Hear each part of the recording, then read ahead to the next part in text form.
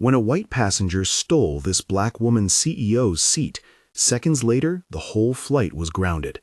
Vanessa Charles stepped into the cabin with the gait of someone used to rooms that opened for her, founder and CEO, the architect of a logistics contract the airline relied on. Her boarding pass was crisp between two fingers. Her hair was pulled into a tight bun. She had a meeting to run through and a speech to give.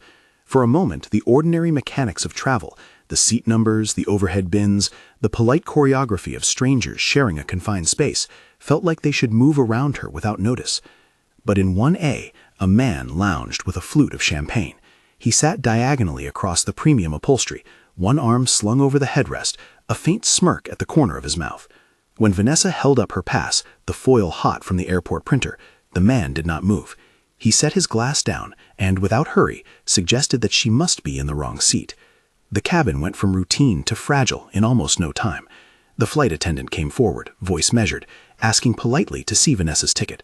The exchange was short and clipped. The attendant's posture shifted from service to calculation.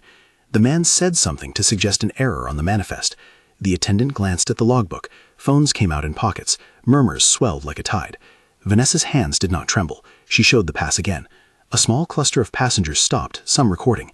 The air carried the tiny sound of fingers finding screens, the low hum of people deciding whether to help or to watch. The crew hesitated. They were trained for many things, safety procedures, turbulence, medical emergencies, but hesitation has a weight of its own. They asked Vanessa to step aside while security was called. A phrase was repeated. "You're not listed as first class." It landed like a question aimed at belonging. Around them, cameras pointed and whispered. Calling security meant escalation. For Vanessa, it also meant risking humiliation in public, a forcing out that required no physical force, but erased the dignity of being seen as legitimate. Passengers shifted. Some leaned forward, the way people do toward any live controversy. Others looked away. No one immediately stepped in to move the man. No one handed the woman her seat back. Bystander silence is not always neutrality. Sometimes it is a slow consent to the narrative being played out. Then the intercom cut through the din. A voice, calm, authoritative, asked for the attention of the cabin. The pilot had been briefed about the delay. He spoke directly. He wanted to see the boarding pass. For a second, the room held its breath. Small sounds, phones lowering, conversations pausing, returned to focus. The pilot walked down the aisle. He did not appeal to policy alone. He looked at the pass, at the woman, at the man. His decision was immediate. He ordered the man to step off the aircraft. Short sentences, sharp images. The man rose, collected his belongings, was guided toward the door. Security met him at the jetway. There were gasps and quiet applause, soft, surprised, like the release of an over-tightened thread. The cabin felt rearranged, a wrong put right, however briefly. Vanessa took her seat. She did not smile in victory. She did not thank the pilot loudly. She exhaled. The meeting she had been rushing to lead would not erase what had just happened, but she would not allow the moment to reduce her either. After the plane finally pushed back, the story did not stay on that aircraft. Passengers' videos found timelines. The clips spread. The airline issued an apology.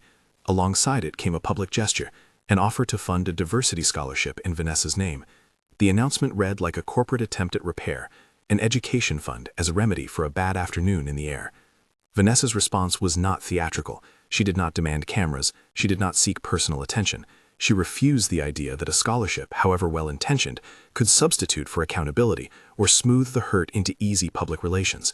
Token gestures do not change patterns of behavior that permit people to doubt whether a woman, particularly a woman of color, belongs in a space addressed to her by right. She accepted neither the spotlight nor the consolation prize. Instead, she used the platform the incident gave her to ask harder questions. Who gets called not listed? Who was asked to step aside? How many similar moments are never filmed, never reach a pilot's ear, never end with an apology? The next day, she stood before a boardroom of partners and stakeholders and closed a multi-million-dollar agreement for the company she had built. She spoke with the same composure she had kept on the plane. The incident came up only as a matter of fact, an interruption that revealed more than it resolved. Her voice was steady. The issue was not a single man in a single seat. It was a system that makes it easier to doubt someone else's legitimacy than to honor it. She asked the company, the industry, and the watching public to move past performative remedies and towards real change. The clip continued to ripple. Conversations spilled into news segments, social feeds, and water cooler debates. Some praised the pilot's intervention. Others questioned why it took a pilot rather than policy to set things straight.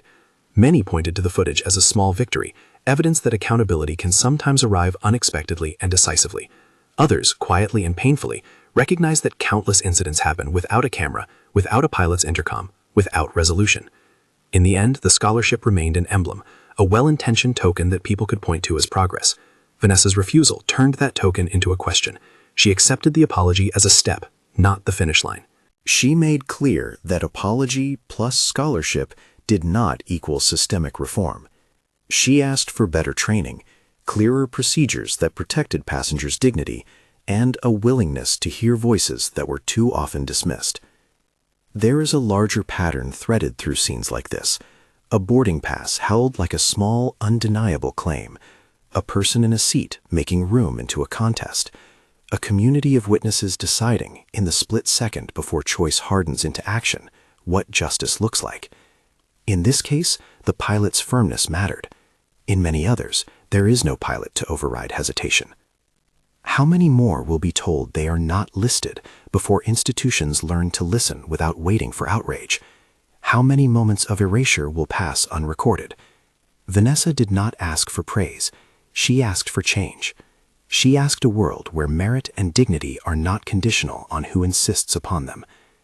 If this resonates with you, hit like and subscribe for more true stories that make us think. Tell us where you're watching from, drop your city below, and share this to keep the conversation moving. How many more will be silenced before the world finally boards the truth?